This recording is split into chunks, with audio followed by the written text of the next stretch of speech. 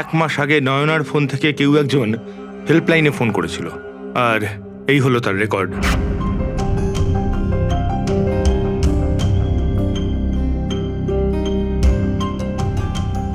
তারিখ তো second Saturday ছিল। তো তো কি হচ্ছে? কারণ সেকেন্ড আর ফোর্থ স্যাটারডে বাড়িতে ওর বন্ধুরা আসতো। মানে ওদের মধ্যে কেউ?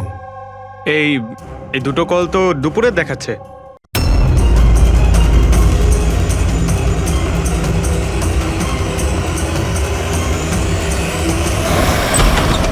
Sir sir please help me, কেউ বিপদে আছে স্যার, প্লিজ হেল্প মি। এক মিনিট দাঁড়ান, প্লিজ প্লিজ রিল্যাক্স, 1 মিনিট। এখানে বসুন please save her life, please. আপনি সেভ হার 1 লাইফ। মিনিট, আমি বসুন না প্লিজ। এই নিন।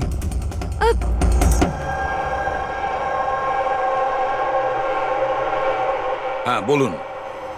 স্যার স্যার আমি মেন্টাল হেলথ ফাউন্ডেশনের সুইসাইড হেল্পলাইনের ভলান্টিয়ার। আচ্ছা, যারা ডিপ্রেশনে থাকে বা সুইসাইড করার চেষ্টা করে তাদের কাউন্সেলিং করি। একটা মেয়ে, কি প্রবলেম কি ছিল ওর? Domestic violence sir. স্যার ওই মেয়েটা বলছিল যে ওর স্বামী ওকে নেশা করে ওকে যা তা গালাগালি দেয়, ওকে মারধর করে, আবার ওকে ভয়ও দেখায় যে ওকে প্রাণে মেরে দেবে, আর তাও কিনা ওর সার্ভিস পিস্তল দিয়ে। সার্ভিস পিস্তল? আচ্ছা, আপনি কি করে জানলেন যে ওর কাছে যে পিস্তল আছে সেটা সার্ভিস পিস্তল? স্যার এই ওয়ার্ড ওই মেয়েটাই ইউজ করেছিল, সার্ভিস পিস্তল। স্যার কোনো আর্মির বা পুলিশের লোক হবে। তা আপনি ওনাকে বললেন না যে পুলিশে কমপ্লেন করতে গিয়ে? বলেছিলাম আমি ওকে, হাসতে থাকলো, বললো পুলিশ ওকে কোনোভাবেই হেল্প করতে পারে না। আজ ও সুইসাইড করতে চলেছে। ওর পেটে 7 মাসের বাচ্চাও আছে। মাই গড। একটু আগেই ও কল করেছিল আমাকে। হ্যালো হ্যালো দিদি, দিদি আমি বলছি। হ্যাঁ কেমন আছো তুমি? দিদি আমি অনেক কষ্ট সহ্য করেছি, এবার আমি ডিসিশন নিয়ে নিয়েছি, এবার আমি আর ডিসিশন চেঞ্জ করব না। আমার কথা শোনো, তুমি এরকম কিচ্ছু করবে না, শুনছো তুমি? আজ আমার স্বাদের অনুষ্ঠান, আর তুমি তো জানোই সমস্ত রিলেটিভ কিছুক্ষণ বাদেই বাস ধরে সীতারা চলে যাবে, আর এই বাড়িতে আমি একদম একলা থেকে যাব ওই জানোয়ারটার সাথে। তুমি এসব কিচ্ছু করবে না, আমি তোমাকে আগেও বলেছিলাম না? প্লিজ তুমি পুলিশের কাছে যাও, পুলিশ উইল হেল্প ইউ। দিদি তুমি তো জানো আমি পুলিশের কাছে যেতে পারবো না। আরে তুমি তোমার বাচ্চাটার কথা ভাবো, আরে তোমার পেটে একটা বাচ্চা আছে। ওর কথাই ভাবছি দিদি, আজ যদি নিজের সিদ্ধান্ত বদলে ফেলি তাহলে 2 মাস পরে আমি নিজের সন্তানকে কোন সমাজে জন্ম দেব বলো? আমি ওকে এমন পিতা দিতে পারি না।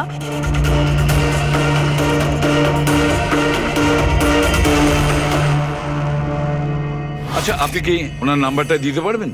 না স্যার, আমাদের সব কল এনক্রিপ্টেড হয়। ও না তো আমার কাছে পেশেন্টের না নাম আছে না নাম্বার, পেশেন্টের আইডেন্টিটি সিক্রেট থাকে। হ্যাঁ হয়তো তারপর কেউ কলই করবে না, এটা ভেবে যে তাদেরকে নিয়ে মজা করা হবে।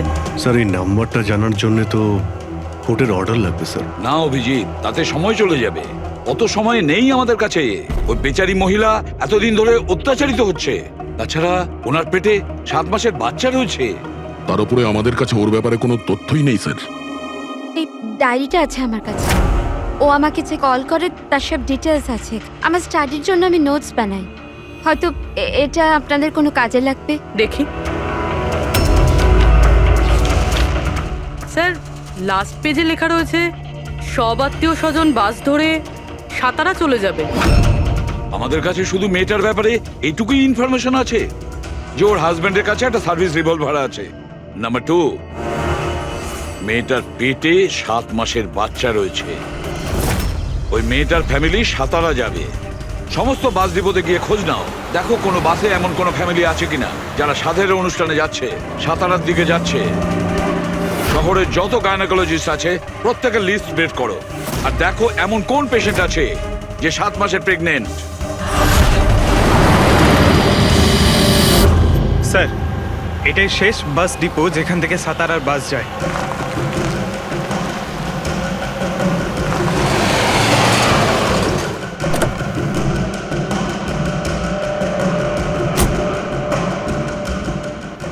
দাদা শুনুন, এক মিনিট দাঁড়া। আজ দুপুরে এখানে এই ডিপো থেকে সাতারার বাস ছাড়ার কথা ছিল না? হ্যাঁ, একটা বাস তো যাওয়ার কথা ছিল, কিন্তু 1 ঘন্টা আগে। আসলে ইঞ্জিনটা খারাপ হয়ে যাওয়াতে লেট হয়ে গেছে। সেই বাসটা কোথায় আছে? ওই যে ওই বাসটা। এইটা? এটা? হ্যাঁ হ্যাঁ আচ্ছা, আপনারা সাতারা যাচ্ছেন তো? হ্যাঁ। হ্যাঁ, কেন? আপনারা কি এখানে সাধের অনুষ্ঠানে এসেছিলেন? হ্যাঁ, কিন্তু আপনারা কারা? দেখো, আমরা সিআইডি থেকে আসছি। এই 7 টাকার ছিল। আমার আত্মীয় নয়নার, কিন্তু কি হয়েছে? এই নয়না কোথায় থাকে? ওর ঘরের অ্যাড্রেসটা দাও তো। B200 Shantinibas Versova. Thank you, thank you. হ্যাঁ দয়া, এই ডিপোতে একটা ফ্যামিলি পাওয়া গেছে। হ্যাঁ, ওরই ফ্যামিলি। আর মেয়েটার নাম হলো নয়না। ঠিকানা হলো B200 শান্তিনিবাস বার্সোবা। আচ্ছা তাই নাকি? ভাই, গাইনোকোলজিস্ট আমাদের এই অ্যাড্রেসে দিয়েছেন। তুমি ওখানে পৌঁছো, আমরা ওখানেই যাচ্ছি। ঠিক আছে, আমরা পৌঁছাচ্ছি। ওকে। বার্সোবা।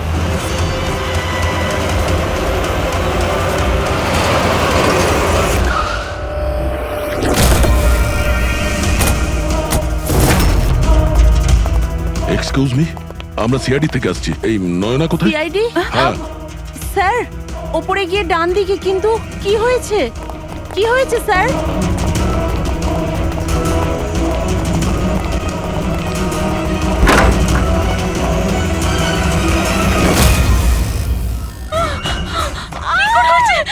প্লিজ সামলান নিজেদের আপনারা। কি করছেন কি? শান্ত হন আপনারা। এটা কি হয়ে গেল? ও সুইসাইড করেই নিল। গুলি চিনের নিচের থেকে উপরের দিকে গেছে। স্যার, অনেকটা রক্ত বেরিয়েছে। মনে হচ্ছে অনেকটা সময় কেটে গেছে। পিছনে সরো। কি হলো? দাদা দেখ দাদা। নয়না,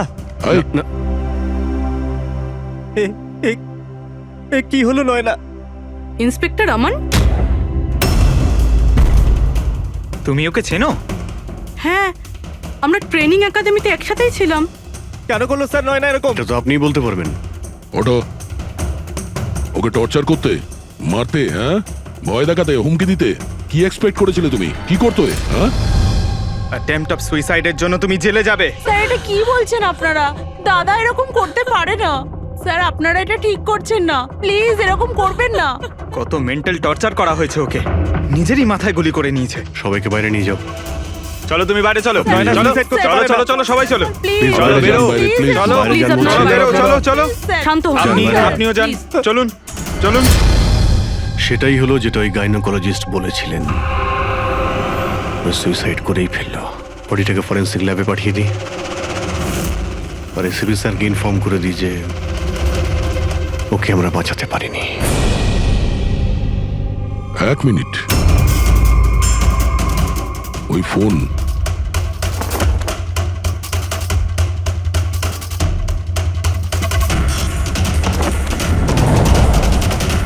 কিন্তু কোথায় যেতে পারে?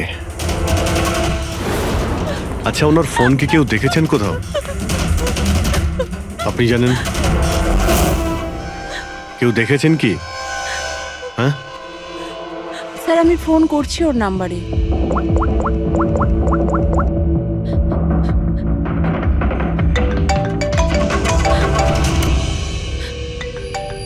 যশ বাবা, এদিকে এসো।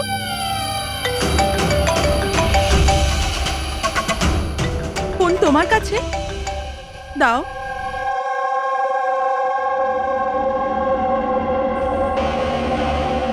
আমি এটা গেম খেলার জন্য নিয়েছিলাম কাকির ঘর থেকে।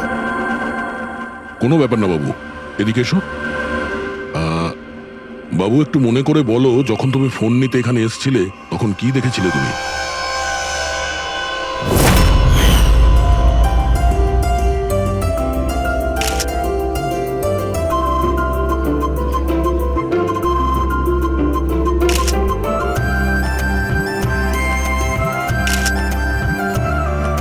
নয়না কত খুশি লাগছে, তাই না?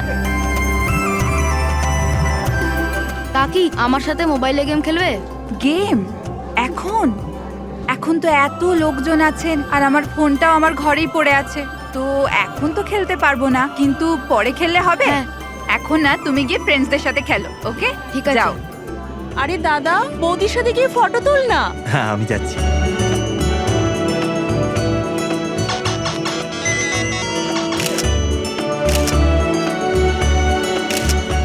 যশ বাবা, তুমি আবার মোবাইল নিয়ে বসে গেছো? মা প্লিজ ডিস্টার্ব করো না মা, প্লিজ। আরে কাকির অনুষ্ঠান চলছে, তুমি এখানে গেম খেলছো? হ্যাঁ আর কিছুক্ষণ। আরে please, বাবা, please। কাকির খারাপ লাগবে, চলো সোনা, চলো। আরে মা, কোনো মা নয়, অনেক গেম খেলেছো, আর ফোন নয়। কাকি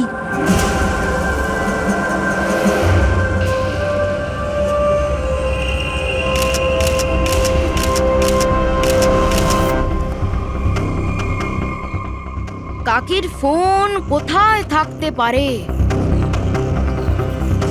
হ্যাঁ,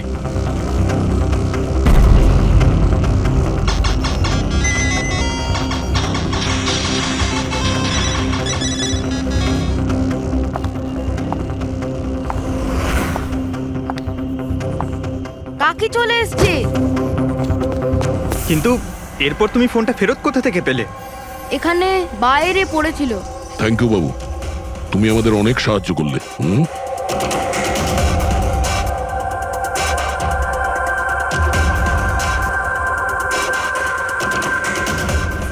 মিস্টার আমন, আপনি কি নিজে বলবেন নাকি আমাদের জিজ্ঞাসা করতে হবে? তুমি নিজে একজন পুলিশ অফিসার, তুমি তো জানো যে আমরা ইন্টারোগেশন কি করে করি। স্যার, স্যার আমি ওকে ট্রেনিং এর সময় থেকে চিনি। He is one of the best officers. Sir আমার মনে হয় না ও এরকম করতে পারে। মানুষ পাল্টে যায় পুরবী, সব এভিডেন্স ওর বিরুদ্ধে, আর সেটা তুমি খুব ভালো করে জানো। স্যার আমার বিশ্বাসই হচ্ছে না যে আপনারা সবাই এটা ভাবছেন যে আমি নয়নার উপরে হাত তুলেছি। খুব ভালোবাসতাম স্যার আমি ওকে, ওর সন্তানের বাবা হতে চলেছিলাম স্যার আমি। আর আমি ওকে কি করে? হ্যাঁ, তুমি ওকে টর্চার করেছো, আর সেজন্য বেচারি ডিপ্রেশনে চলে গেছিল। ভুল বুঝছেন স্যার আপনি, ও ডিপ্রেশনে ছিলই না। সবসময় ও হাসি খুশি থাকতো, সবসময় আনন্দে থাকতো। মানে ও সুইসাইড কি করে করতে পারে স্যার? আরে তাহলে সে মেন্টাল হেলথ ফাউন্ডেশনে বারবার ফোন কেন করতো? বিগত কয়েক মাসের মধ্যেই 10টা কল। আমার এই বিষয়ে কোনো আইডিয়া নেই। কল করে উনি হয়তো ডিলিট করে দিতেন, সেই জন্য হয়তো আপনার কোনো আইডিয়া নেই। স্যার দাদা এরকম করতে পারে না, ও তো নয়নাকে খুব ভালোবাসতো, আর নয়না তো খুশিই ছিল। যদি তোমার স্ত্রী খুশিই ছিল, তাহলে ও হেল্পলাইন নম্বরে ফোন করে কেন বলেছে যে তুমি ওকে টর্চার করো, ওকে মারো, ওকে ধাক্কা দাও? কেন আমান, উত্তর দাও। পুরবী, ওর কাছে কোনো উত্তর থাকলে তো দেবে।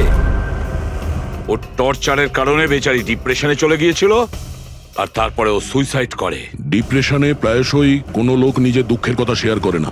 হতে পারে এর জন্যই নয়না যে কতটা প্রবলেমে ছিল কেউ কিছু জানতেই পারেনি। পুরবি, অ্যাটলিস্ট তুমি তো আমাকে বিশ্বাস করো। You know me well.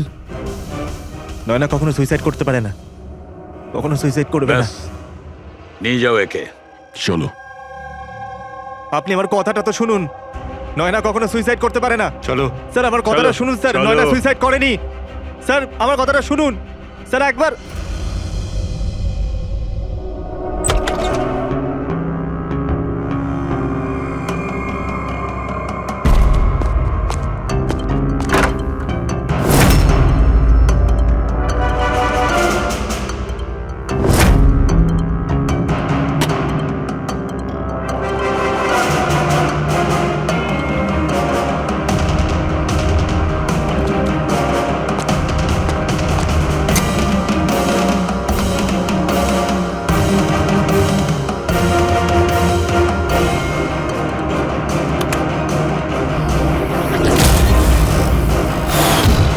Nayana যখন সুইসাইডই করতে চাইছিল, তাহলে ওর আসন্ন সন্তানের জন্য অনলাইন ওয়েবসাইট থেকে বেবি প্রোডাক্টসের শপিং কেন করেছিল?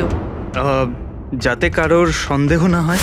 হতে পারে, কিন্তু স্যার আমার মনে হয় এটা একটু আশ্চর্য ব্যাপার স্যার। পুরো ব্যাপারটাই আশ্চর্য। তো আপনার মনে হচ্ছে যে আমার আর ভূমি এরা সত্যি বলছে? সেটা তো জানাই যাবে অভিজিৎ, কিন্তু তার আগে ওই 7 ভক্ষণ অনুষ্ঠানে নয়নার যত কাছের লোক ছিল ওদের সবাইকে ডাকো। নয়নার সাথে আপনার সম্পর্ক কেমন ছিল? হ্যাঁ স্যার, খুব ভালো ছিল আর খুব ভালো মেয়ে ছিল, সব সময় খুশি থাকতো। তাহলে আপনারও কি মনে হয়েছে যে ওর সঙ্গে কোনো গন্ডগোল হচ্ছে বা কোনো সমস্যা হয়েছে? আমরা অনেক কথা বলতাম, কিন্তু কখনো মনে হয়নি যে ওর হাজবেন্ডের সাথে বা বিয়ে নিয়ে কোনো প্রবলেম ছিল। শোনো বাবা, তোমার তোমার কাকিমাকে কেমন লাগতো? ভালোবাসতেন তোমায়? হ্যাঁ, কাকি আমাদের বাচ্চাদের খুব ভালোবাসতো আর আমাকেও খুব ভালোবাসতো। উনি ওনার ফোনে আমায় গেমও ইনস্টল করতে দিয়েছিল। আচ্ছা, কাকিমা কখনো তোমাকে এমন কোনো কথা বলেছিল, যেমন ওনার তোমার কাকার সাথে কোনো ঝগড়া হয়েছে অথবা ঝামেলা হয়েছে, এরকম কিছু? না, কাকি প্রেগনেন্ট ছিল তো, তাই জন্য উনি তাড়াতাড়ি রেগে যেতেন। আর মাই আমায় বলেছিল যে আমি যেন ওনাকে বিরক্ত না করি। আচ্ছা, নয়নার ব্যবহারে আপনার মানে কোনো সন্দেহ হয়েছিল? না, একদমই না। ও তো খুব খুশি ছিল, পুজোতে ফাংশনে ডান্সও করেছিল। ইনফ্যাক্ট অনেক বেশি এক্সাইটেড ছিল নিজের ফটোশুট নিয়ে। আর কোনো ছবি আছে? স্যার, নয়না যতগুলো ফটো সব এর মধ্যেই আছে। ঠিক আছে, এগুলো আমরা রেখে দিচ্ছি। এখন আপনি আসতে পারেন। Thank you very much. Thank you sir. Sir, সবকিছু শোনার পরে আমার তো মনে হচ্ছে যে এ এমন সত্যি কথাই বলছে। ওর ওয়াইফ যদি এত আনন্দেই থাকে তাহলে সুইসাইড কেন করতে গেল? সেটাই তো, সুইসাইড কেন করবে? গোলমাল আছে অভিজিৎ, কিছু না কিছু গোলমাল আছে। রাধার যে কটা ইনফরমেশন দেওয়ার ছিল সব দিয়ে দিয়েছে, তবু বুঝতে পারছি। একটা কাজ করো, ওই মেন্টাল হেলথ ফাউন্ডেশনে গিয়ে ওই নয়নার ব্যাপারে যা কিছু জানতে পারবে বের করে নিয়ে এসো। ওখানকার অপারেটরদের সঙ্গেও কথা বলো, খুঁটিয়ে খুঁটিয়ে ইনফরমেশন বের করো। হয়তো এমন কোনো কথা ও জানতো নয়নার ব্যাপারে যেটা আমাদের কাজে লাগবে।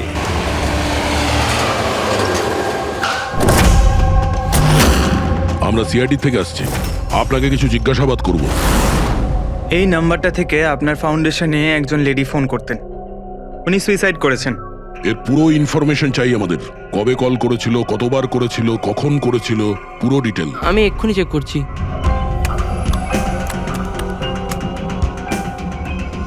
হ্যাঁ স্যার, এ অনেক কল করেছিল, শেষ 5 মাসে 10 বার।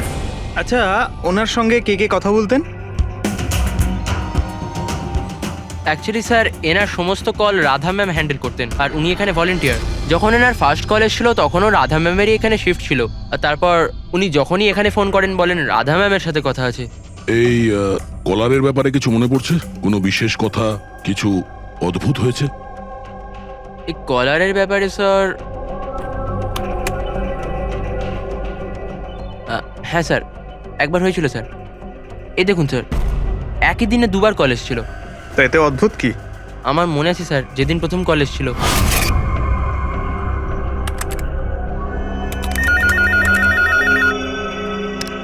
Hello, how may I help you? Hello, আমি রাধা ম্যাডামের সাথে কথা বলতে চাই। হ্যাঁ, শিওর। হ্যালো রাধা ম্যাম, আপনার জন্য কল। কিছুক্ষণ বাদে ওই নাম্বারটা থেকে আবার কল এসেছিল। Hello, how may I help you? Hello, আমি নয়না বলছি। আর কিছুক্ষণ আগে আমার নাম্বার থেকে আপনার কাছে কল এসেছিল আর 7 মিনিট কথাও হয়েছে। আপনি প্লিজ আমাকে বলবেন আপনি কোথা থেকে বলছেন? ম্যাম, এটা মেন্টাল হেলথ ফাউন্ডেশনের হেল্পলাইন নাম্বার। আমরা সেই সমস্ত মানুষের হেল্প করি যারা ডিপ্রেশনে পড়ে সুইসাইড করার চেষ্টা করে। What? Suicide helpline? Yes ma'am. অন্য কলাররা স্যার নিজের নাম কখনোই বলে না, কিন্তু ইনি প্রথমে নিজে থেকেই বলে দিলেন। স্যার, নয়না নিজের নাম কখনো রাধাকে বলেনি, তাহলে ও হঠাৎ করে বলতে যাবে কেন? আমরা এই নম্বরের কল হিস্ট্রিটা চাই। 1 মাস আগে নয়নার ফোন থেকে কেউ একজন হেল্পলাইনে ফোন করেছিল, আর এই হলো তার রেকর্ড।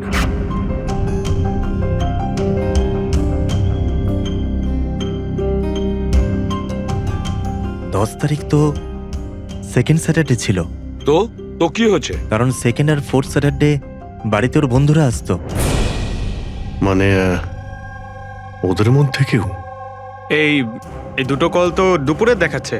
হ্যাঁ, ওর সমস্ত বন্ধুরা দুপুরেই আসতো। কতজন আসতো? তা প্রায় 8-10 জন। আচ্ছা, তুমি কি নয়নার সব বন্ধুদের চেনো? সবাইকে তো নয়, কিন্তু অনেককেই চিনতাম। আমার বোন ভূমিও আসতো। ভূমি, একটা কথা বল, গত মাসে যখন তুমি ওর বাড়িতে গিয়েছিলে দেখা করতে, তখন এমন কিছু হয়েছিল? মানে আমি বলতে চাইছি, অদ্ভুত কোনো ঘটনা বা সেরকম কিছু নিজেদের মধ্যে বা কোনো খেলার সময় কিছু মনে আছে? না স্যার, এরকম তো কিছুই হয়নি। আমরা প্রতিবারের মতো যেমন খেলতাম সেরকমই খেলছিলাম। আর নয়না, ওকে দেখে কিছু ডাউট হয়েছিল? স্যার নয়না তো খুশিই ছিল, ইনফ্যাক্ট মজা করছিল। হ্যাঁ, কিন্তু কিছুক্ষণ পর জানি না একদম সিরিয়াস হয়ে গেছিল, চিন্তিত লাগছিল। জানি না ওর কি হয়েছিল। 5151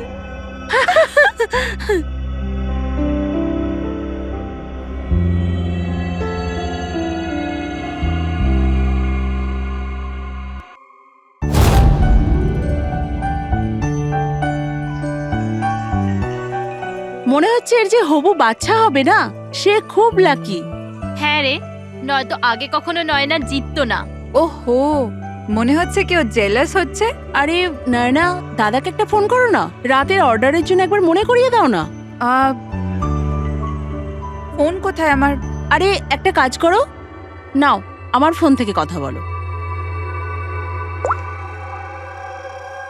হ্যালো, বিকেলে না প্লিজ খাবার অর্ডার করে দিও। না না, শুধু এটাই মনে করানোর ছিল। এই নাও, কিন্তু আমার ফোন কোথায়? আর আমি বুঝতে পারছি না, এখানেই রেখেছিলাম। নয়না, ওই যে তোমার ফোন ওখানে টেবিলের উপর। ওখানে কে রাখলো? আমি তো ওখানে তুই ফোন রেখেছিস রাখিনি। হয়তো। না यार, আমার মনে আছে আমি রাখিনি।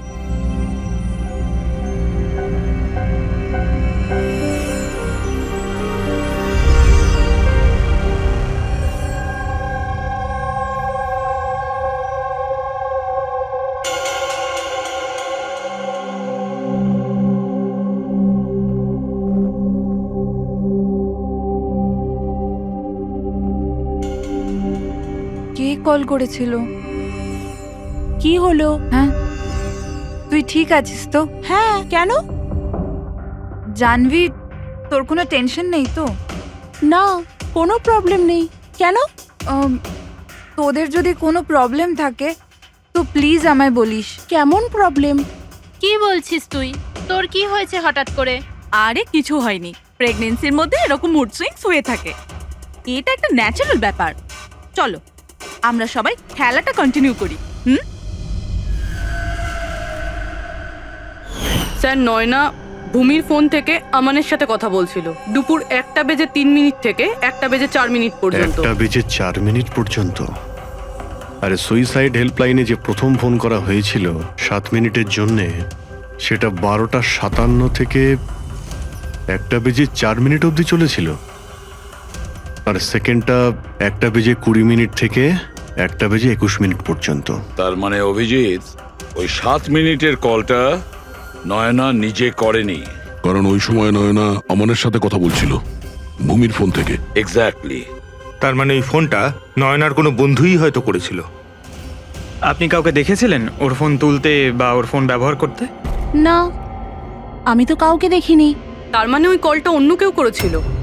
আর স্যার, নয়না যখন ওর ফোনটা খুঁজে পায় আর ওখানে লাস্ট ডায়াল আননোন নাম্বারটা চেক করে, আর তারপর যখন ওই নাম্বারে ফোন করে তখন ও জানতে পারে যে ওটা কোনো সুইসাইড হেল্পলাইনের নাম্বার।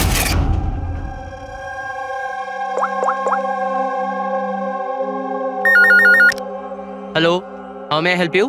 হ্যালো, আমি নয়না বলছি। কিছুক্ষণ আগে আমার নাম্বার থেকে আপনার কাছে কল এসেছিল আর 7 মিনিট কথাও হয়েছে। আপনি প্লিজ আমাকে বলবেন আপনি কোথা থেকে বলছেন? ম্যাম, এটা মেন্টাল হেলথ ফাউন্ডেশনের হেল্পলাইন নাম্বার। আমরা সেই সমস্ত মানুষের হেল্প করি যারা ডিপ্রেশনে পড়ে সুইসাইড করার চেষ্টা করে। হোয়াট? Suicide helpline? এটা জানতে পেরে ও চিন্তায় পড়ে যায় আর ভাবতে আরম্ভ করে সুইসাইড কে করতে চায়। স্যার, এই ফোন কলটা নয়না যদি না করে, তাহলে এটাও তো হতে পারে যে আগে যে সমস্ত কলগুলো করা হয়েছে সেটা নয়না করেনি, অন্য কেউ করেছে। ভূমি, তুমি ওই গেম খেলার সময় ডায়েরি রাখো তো? মানে স্কোর নোট করো তো প্রত্যেকটা খেলার? ব্যাস, ওই ডায়েরিটা আমার চাই। Okay sir. আর এই যে প্রত্যেক সেশনে 4টে নাম রয়েছে, যারা সব সময় থাকে।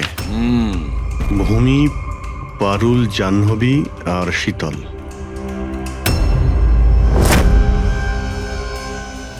রাধা, একবার চেষ্টা করে দেখো, এই তিনজনের কথা শোনো। দেখো, এই তিনজনের মধ্যে কেউ কি তোমার সঙ্গে কথা বলেছিল? আমি এসব কেন করব? আমি আমার লাইফে খুব খুশি। আমি সুইসাইড কেন করব? যদি আমি ফোন করতাম তো নিজের ফোন থেকে করতাম, নয়নার ফোন থেকে কেন?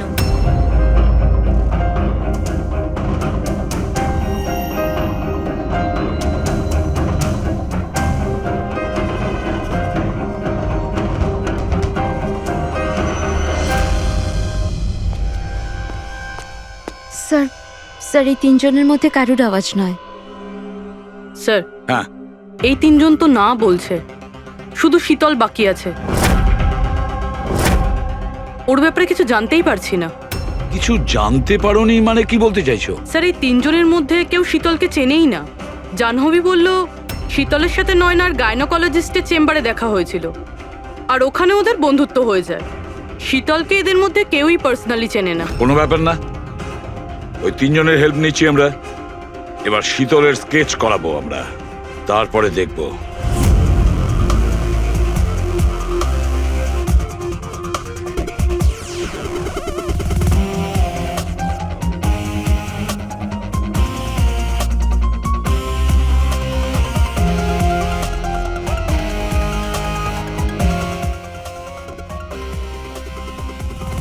ডক্টর মিনা, এই স্কেচটা একটু মন দিয়ে দেখুন।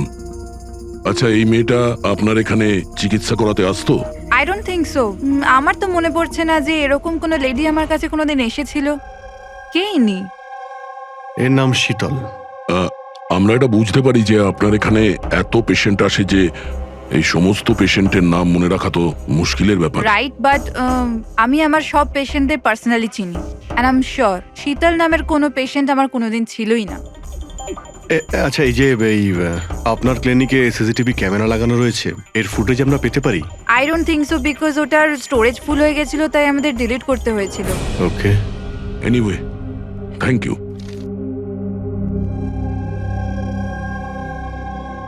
মনে হচ্ছে এই শীতল কোনোদিন পেশেন্ট ছিলই না, শুধুমাত্র নয়নার সঙ্গে বন্ধুত্ব করার জন্য এসেছিল এখানে। ওর প্ল্যান ছিল নয়নার সঙ্গে বন্ধুত্ব করে ওর বাড়িতে ঢোকার।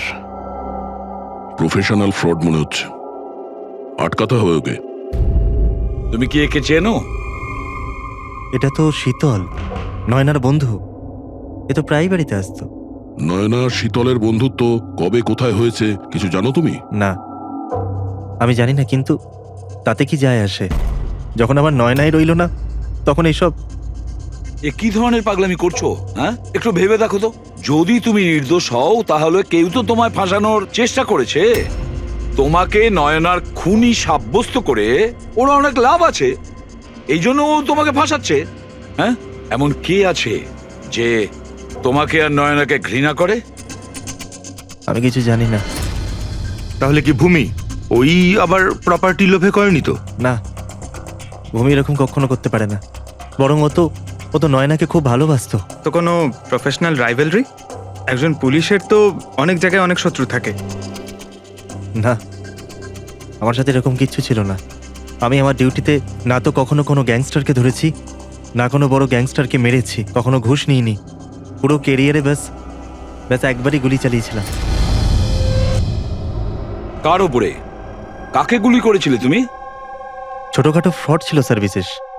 ওকে অ্যারেস্ট করতে গেছিলাম, তখনই গুলি চলে গেছিল।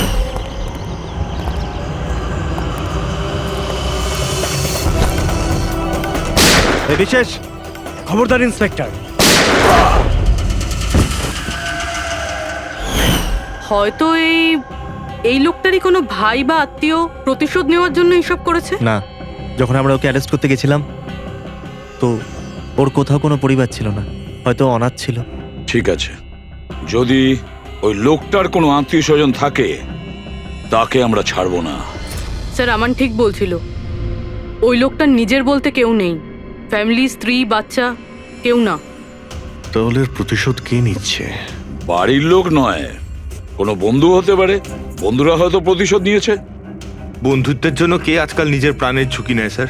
এসব তো শুধু গল্পের বইতেই দেখা যায়, নন্টে ফন্টে, হাবলু ঘাবলু। এখন এখন এসব কোথায় স্যার? এটা কি? স্যার একটা স্টোরের চুরির ঘটনায় বিশেষের সাথে আরও একটা নাম আছে, রেখা। রেখা? দুজনে মিলে অনেক চুরি করেছে, এদের ফটো দেয়নি কেন? স্যার এরা তো ছদ্মবেশে চুরি করতো, হয়তো এই জন্যে। আর যখন বিশেষ মারা যায় তখন হয়তো এই জুটিটা ভেঙে যায় আর এই রেখা একা হয়ে যায়। রেখা? আমি জানি এই রেখা কে। স্যার আমাদের ইনফর্মার এই বাড়িটার অ্যাড্রেসে দিয়েছিল।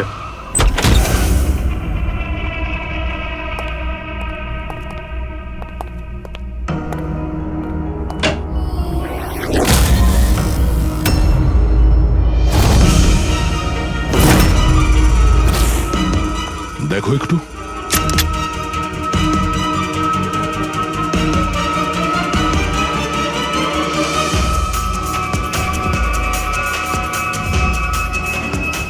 স্যার মারা গেছে, একটু উল্টা ওকে। শীতল? আমাদের সন্দেহ ঠিকই ছিল, শীতলই রেখা। কিন্তু স্যার আমরা তো ভাবছিলাম যে সব শীতল করছে। পঙ্কজ, অন্য কেউ আছে এর পেছনে। ও জানতে পেরে গেছিল যে আমরা শীতলের কাছে যে কোনো ভাবেই হোক পৌঁছে যাব।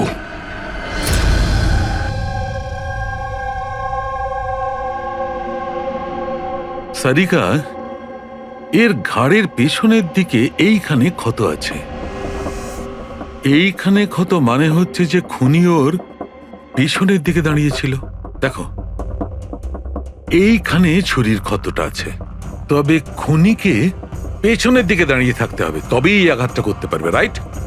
হ্যাঁ স্যার, আর আমার মনে হয় ও হয়তো খুনিকে চিনতো, কারণ এই ক্ষতটা ছাড়া সারা শরীরে আর কোনো আঘাতের চিহ্ন খুঁজেই পাইনি। রাইট রাইট, সেটাও হতে পারে।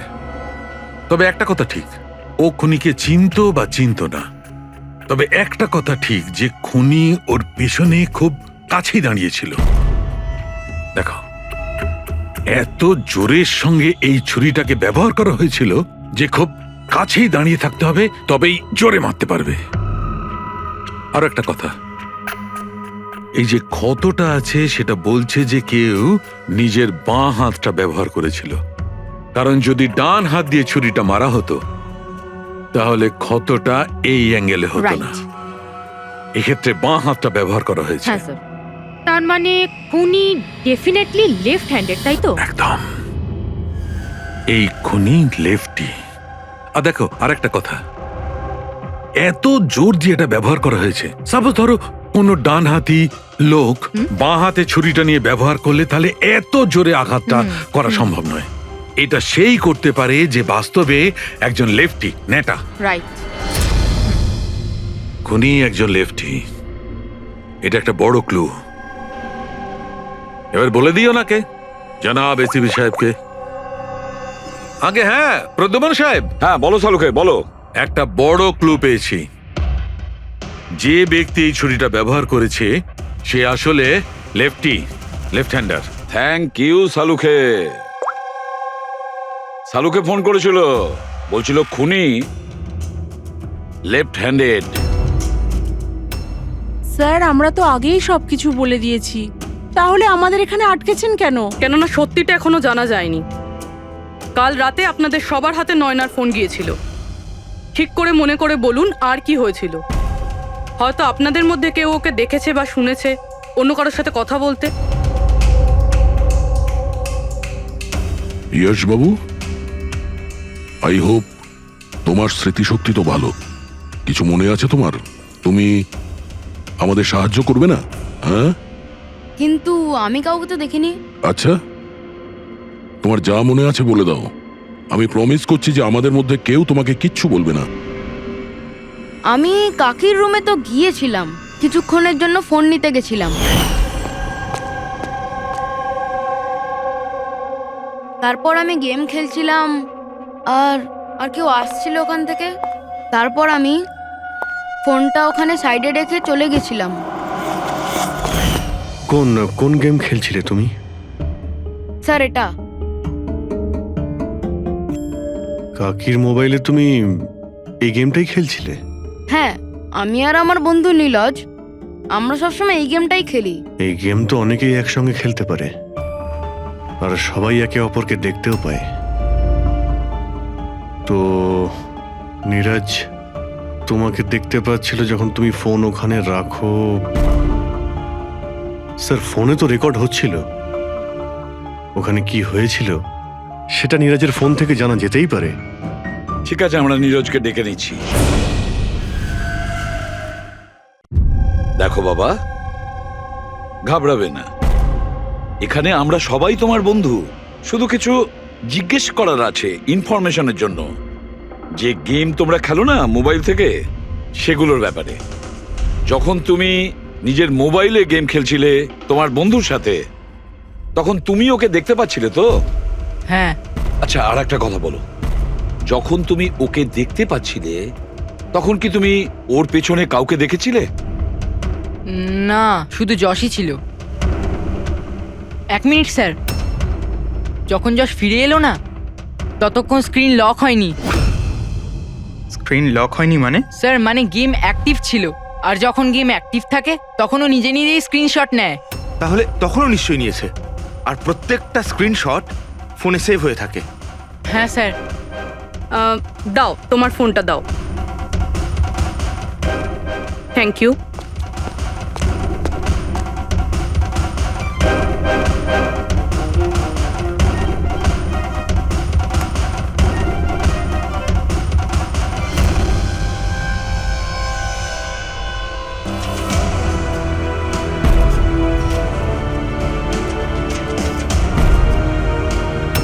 এটা কে?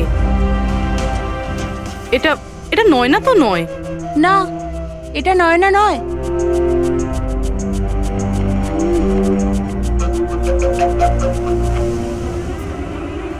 এক মিনিট পূর্বী, একটু জুম করো এর উপরে।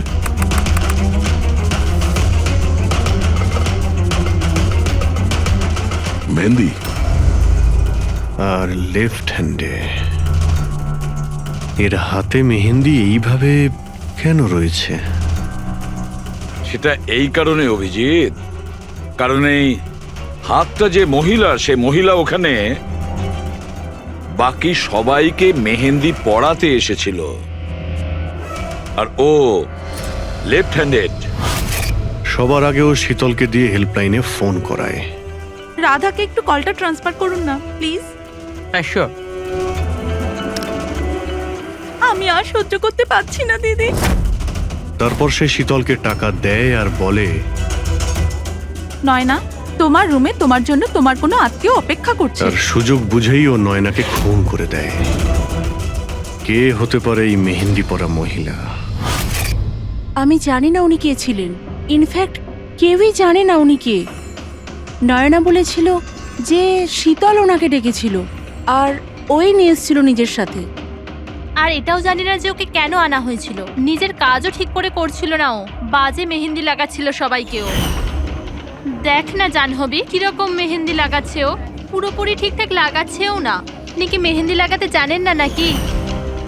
দেখে মনে হচ্ছে কেউ যেন লাগিয়ে আবার মুছে দিয়েছে। ও মেহেন্দি এত খারাপ করে লাগাচ্ছিল, তাহলে শীতল ওকে পাঠালো কেন? সবারই সন্দেহ হবে। কে হতে পারে? আমি জানি স্যার, ও আমাদের চোখের সামনেই ছিল।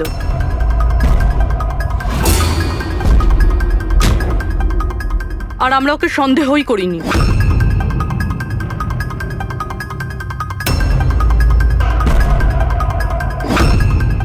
আপনি সামনে আসুন।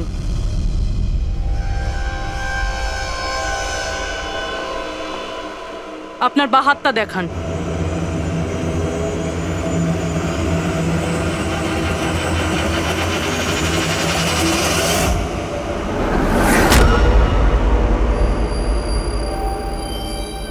এই দেখুন স্যার। রাধা দেবী? স্যার, আমি এনার ওই ডায়েরি অনেকক্ষণ ধরে দেখেছি। ওতেও কালি এভাবেই ছড়িয়েছিল যেভাবে ওনার মেহেন্দি রয়েছে। যারা লেফট হ্যান্ডেড হয় তারা যখন কোনো কাগজে লেখে তখন এইভাবেই লেখে, আর যা কিছু আগে লেখা ছিল তার ওপরেই ওর হাতটা ঘষে যায়, ফলে ওই কালি বা রং হাতে লেগে যায় যেভাবে রাধার হাতে লেগে আছে, তাই না? কেন মারলে তুমি নয়নাকে? কি ক্ষতি করেছিল তোমারও? হ্যাঁ, কারণ তুমি আমার বিশেষকে মেরেছিলে। তুমি আমার বিশেষের প্রাণ নিয়েছিলে। আমি বিশেষকে ভালোবাসতাম, ওর বাচ্চার মা হতে চলেছিলাম আমি। আর তুমি তুমি এনকাউন্টারে ওকে গুলি মেরে দিলে। মেরে দিলে আমার বিশেষকে, মেরে দিলে তুমি বিশেষকে। আর সেই জন্য তুমি ঠিক করো তুমি ওর থেকে প্রতিশোধ নেবে। হ্যাঁ, যখন আমি জানতে পারলাম যে বিশেষই দুনিয়াতে নেই আর, তখন এই কষ্টে আমার বাচ্চা তো আমার পেটের ভিতরে মারা গেল। স্যার, এরই জন্যে তুমি আমার বাচ্চার প্রাণ নিয়েছো। যখন আমি জানতে পারলাম নয়না মা হতে চলেছে, তখন আমার মাথায় রক্ত চেপে গেল। যে যে সুখ আমি নিজে পেলাম না, সেটা সেটা আমি নয়নাকে কি করে দিতে পারি? মেরে দিলাম আমি নয়নাকে, মেরে দিলাম ওকে। তো সেই জন্য তুমি মেন্টাল হেলথ ফাউন্ডেশনে অ্যাজ আ ভলেন্টিয়ার তুমি কাজ করতে শুরু করেছিলে।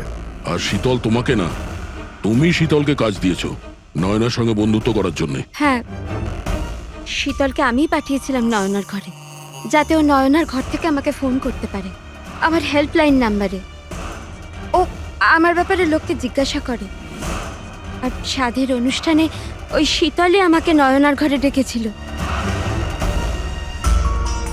আর আর আমি ওখানেই ছিলাম। আমার পক্ষে আর সম্ভব নয় দিদি, আমি যাচ্ছি। এখন তোমার শেষ কাজটা করো, নিচে গিয়ে নয়নাকে এখানে পাঠাও। এখনই পাঠাচ্ছি। আর হ্যাঁ, মোবাইলটা বাইরে রেখে যাও।